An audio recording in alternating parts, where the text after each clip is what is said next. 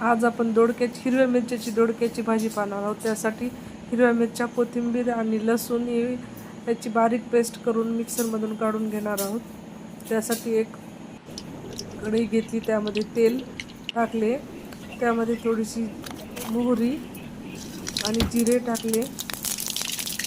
त्यानंतर हिरव्या मिरच्याची काढलेली पेस्ट, मिक्सरमधून काढलेली पेस्ट आपण तेलामध्ये तळून घेणार आहोत। थोडा वेळ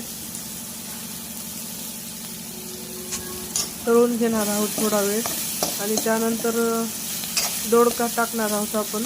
त्याच्यामध्ये आपण बारीक चिरलेला दोडका त्यामध्ये टाकणार आहोत आणि चवीनुसार मीठ, हळद आणि लाल तिखट तुम्ही टाकू शकता।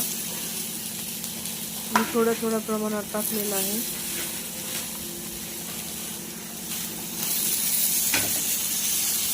अशा प्रकारे हिरव्या मिरच्याची दोडक्याची भाजी तयार होते। थोडा वेळ वाफेवर शिजण्यासाठी झाकून ठेवू तिला।